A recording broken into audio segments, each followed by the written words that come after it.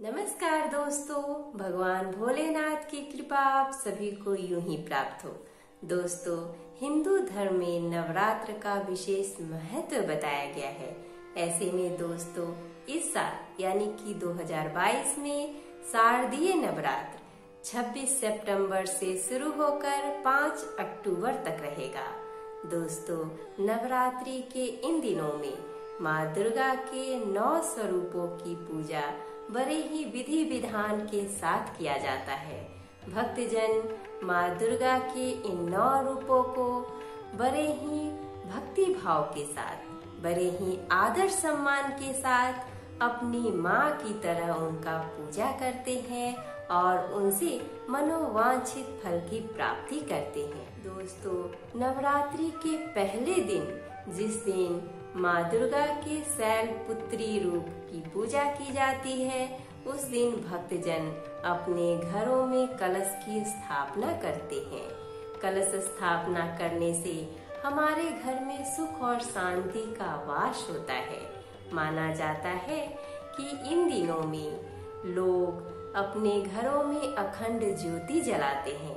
अखंड ज्योत जलाने से हमारे घर की खुशियां हमेशा यूं ही बनी रहती है। दोस्तों, नवरात्रि के इस पावन दिनों में अखंड ज्योति जलाने के कारण सभी जगह सकारात्मक ऊर्जाएं होती हैं, जिनके कारण अपने आप मौसम में बहुत सारे चेंजेज आते हैं, जिसे देखकर हमारा मन प्रफुल्लित होता है और हम खुशियों से भर जाते हैं। नवरात्रि के इन दिनों में माँ दुर्गा के 9 रूपों की पूजा के साथ साथ भक्तजन अखंड ज्योति जलाते हैं और अपनी माता के पसंद का भोग लगाते हैं। माता अपने भक्तों के इस स्नेह को देखकर बहुत ही मस्त मगन हो जाती है। दोस्तों, नवरात्रि के इन दिनों में भक्तजन माता के 9 रूपों की पूजा के साथ साथ मस्ती भी करते हैं, साथ ही साथ डांडिया खेलते हैं। लोगों में परस्पर प्रेम बढ़ता है।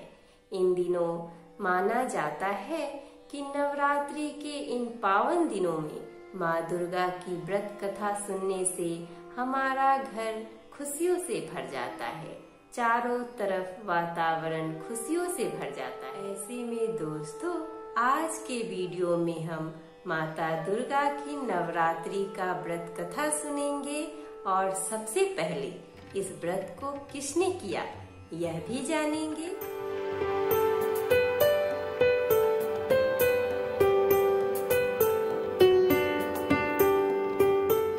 नमस्कार दोस्तों, मैं शिल्पी आप सभी का तहे दिल से स्वागत करती हूँ अपने YouTube चैनल कथा कहानी शिल्पी की जुबानी में। दोस्तों, इस चैनल के माध्यम से मैं आप सभी को हर तरह की कथा और कहानी सुनाऊंगी। अगर आपको मेरी तरह कथा और कहानी सुनना पसंद है तो प्लीज हमारे चैनल कथा कहानी शिल्पी की जुबानी को सब्सक्राइब कर लीजिए। और हाँ दोस्तों, अगर आपकी भी कोई कथा और कहानी सुनने की इच्छा है तो हमें प्लीज कमेंट बॉक्स में कमेंट करके जरूर बताइएगा। तो चलिए दोस्तों, बैठे बैठे क्या करें, करना है कुछ काम।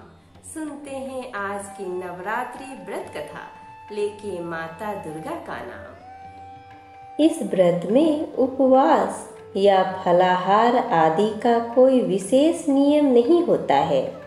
प्रातः काल उठकर स्नान करके मंदिर में जाकर या घर पर ही नवरात्रों में दुर्गा जी का ध्यान करके यह कथा पढ़नी चाहिए।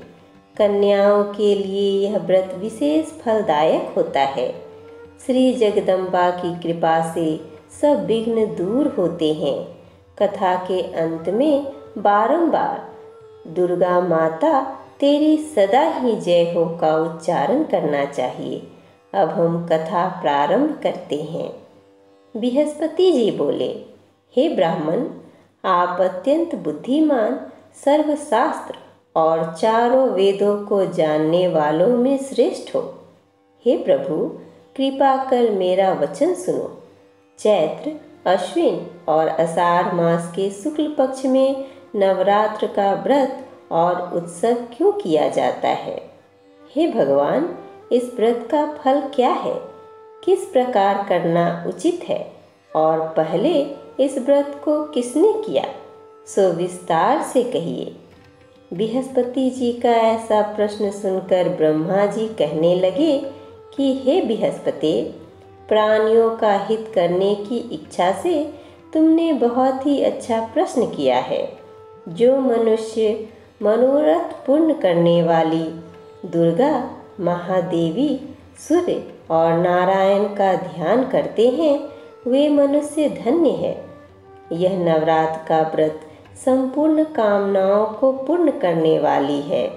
इसके करने से पुत्र चाहने वाले को पुत्र, धन चाहने वाले को धन, विद्या चाहने वाले को विद्या और सुख चाहने वाले को सुख मिल सकता है। इस व्रत को करने से रोगी मनुष्य का रोग दूर हो जाता है और कारागार हुआ मनुष्य बंधन से छूट जाता है। मनुष्य की तमाम आपत्तियां दूर हो जाती हैं और उनके घर में संपूर्ण संपत्तियां आकर उपस्थित हो जाती हैं। बंध्या और काक बंध्या को इस व्रत के करने से पुत्र उत्पन्न होता है। समस्त पापों को दूर करने वाले इस व्रत के करने से ऐसा कौन सा मनोबल है जो सिद्ध नहीं हो सकता? जो मनुष्य अलभ्य मनुष्य देह को पाकर भी नवरात्र का व्रत नहीं करता, वह माता पिता से हीन हो जाता है, अर्थात उसके माता पिता मर जाते हैं और अनेक दुखों को भोगता है। उसके शरीर में कुष्ठ हो जाता है और अंग से हीन हो जाता है। उसके संतानोत्पत्ति नहीं होती है। इस प्रकार वह मूर्ख अनेक दुख भोगता है। इस व्रत को न करने वाला निर्दयी मनुष्य धन और धान्य से रहित हो भूख और प्यास के मारे पृथ्वी पर घूमता है और गूंगा हो जाता है। जो विधवा स्त्री भूल से भी इस व्रत को नहीं करती, वह पतिहीन होकर नाना प्रकार के दुखों को भोगती है।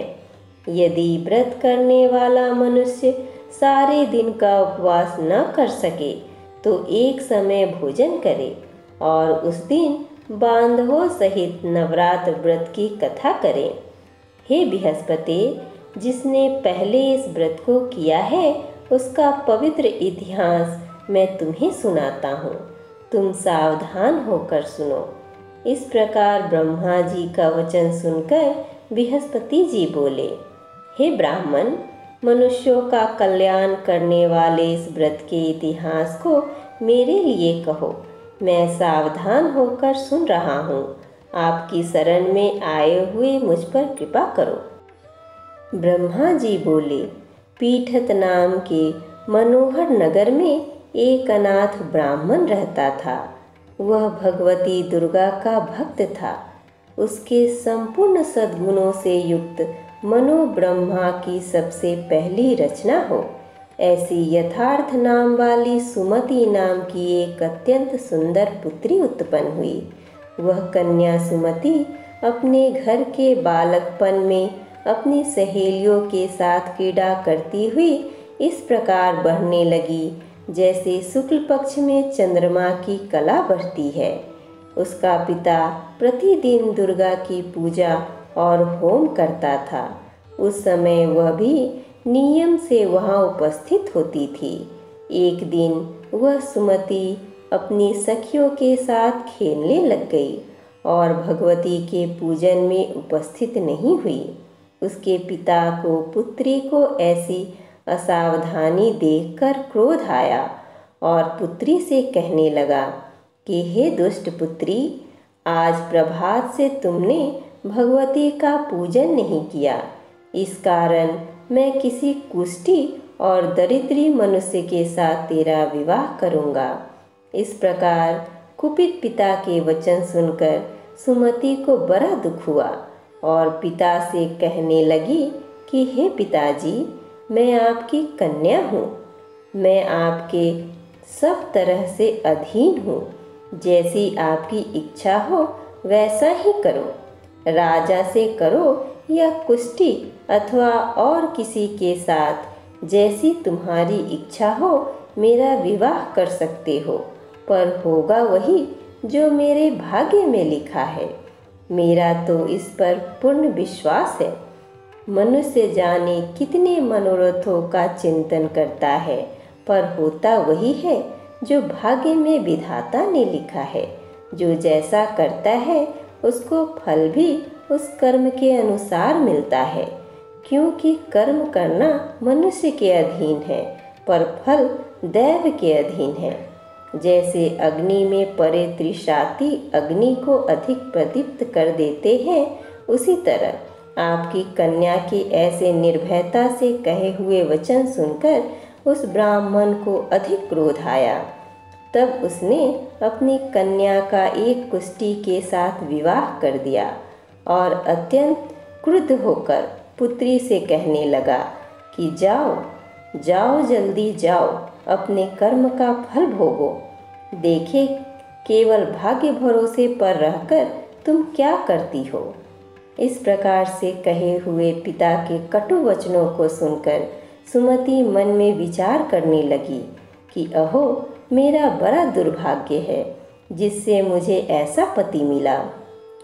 इस तरह अपने दुख का विचार करती हुई वह सुमति अपने पति के साथ वन चली गई और भयावने कुशयुक्त उस स्थान पर उन्होंने वह रात बड़े कष्ट से व्यतीत की।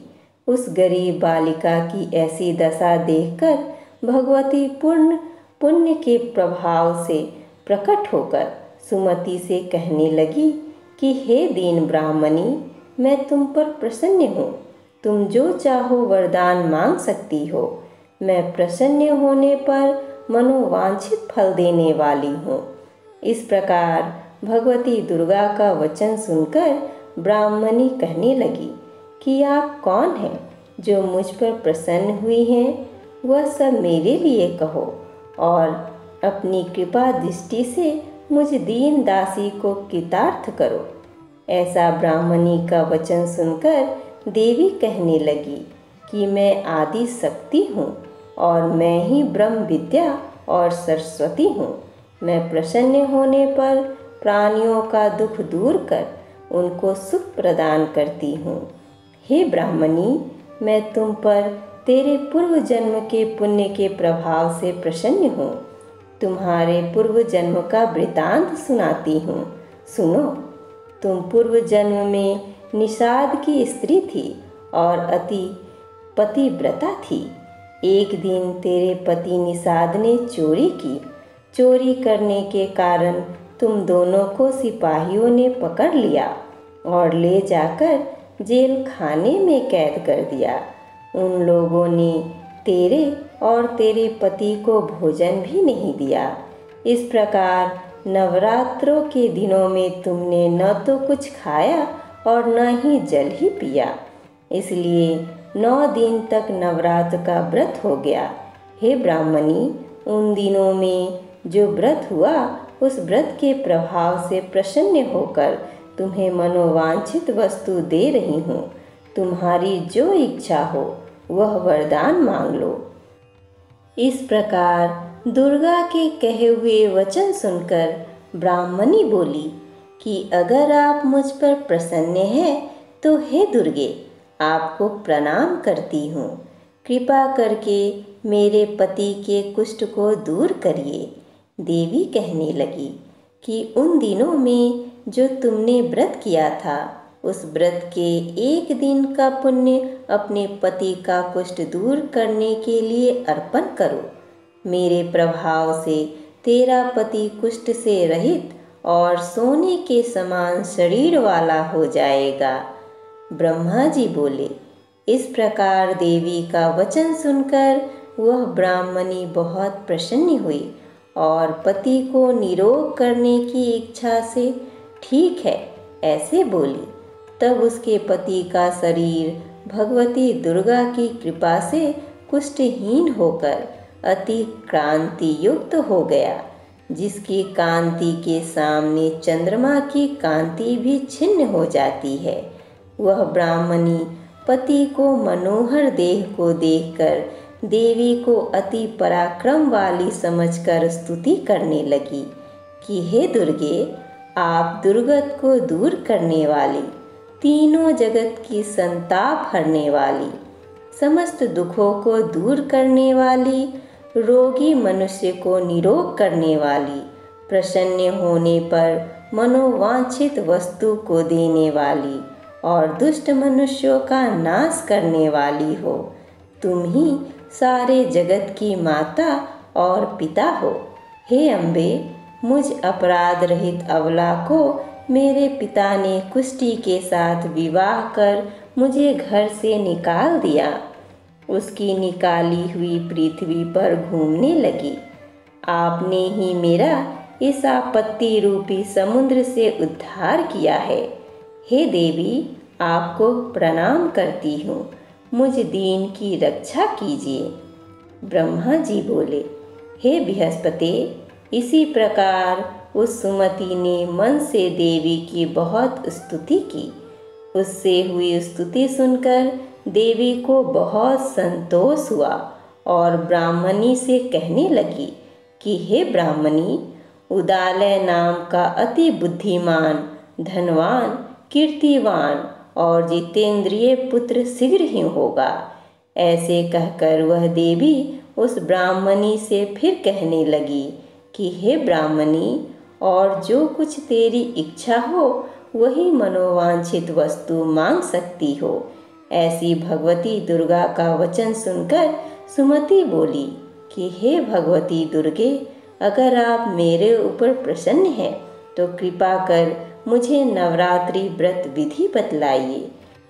हे दयावंती, जिस विधि से नवरात्र व्रत करने से आप प्रसन्न होती हैं, उस विधि और उसके फल को मेरे लिए विस्तार से वर्णन कीजिए। इस प्रकार ब्राह्मणी के वचन सुनकर माँ दुर्गा कहने लगी कि हे ब्राह्मणी, मैं तुम्हारे लिए संपूर्ण पापों को दूर करने वाली नवरात्र व्रत विधि को बतलाती हूँ, जिसको सुनने से तमाम पापों से छूटकर मोक्ष की प्राप्ति होती है।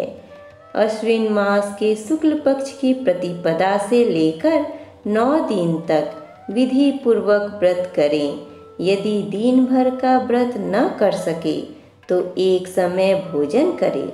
पढ़े लिखे ब्राह्मणों से पूछकर कलश स्थापना करें और वाटिका बनाकर उसको प्रतिदिन जल से सींचे।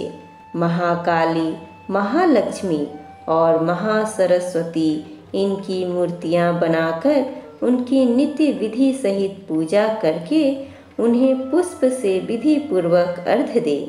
बिजौरा के फूल से अर्घ्य देने से रूप की प्राप्ति होती है। जायफल से कीर्ति, दाग से कार्य की सिद्धि होती है। आंवले से सुख और केले से भूषण की प्राप्ति होती है। इस प्रकार फलों से अर्घ्य देकर यथाविधि हवन करें। खांड, घी, गेहूँ, शक्कर, जौ, तिल, बिल्व, नारियल, दाख और कदम, इनसे हवन करें। गेहूँ होम करने से लक्ष्मी की प्राप्ति होती है। खीर व चंपा के पुष्पों से धन और पत्तों से तेज और सुख की प्राप्ति होती है। आंवले से कीर्ति और केले से पुत्र होता है। कमल से राज सम्मान और दाखों से सुख संपत्ति की प्राप्ति होती है। खांड, घी, नारियल, जौ और तिल, इनसे तथा फलों से होम करने से मनोवांछित वस्तु की प्राप्ति होती है। व्रत करने वाला मनुष्य इस विधान से होम कर आचार्य को अत्यंत नम्रता से प्रणाम करे और व्रत की सिद्धि के लिए उसे दक्षिणा दे।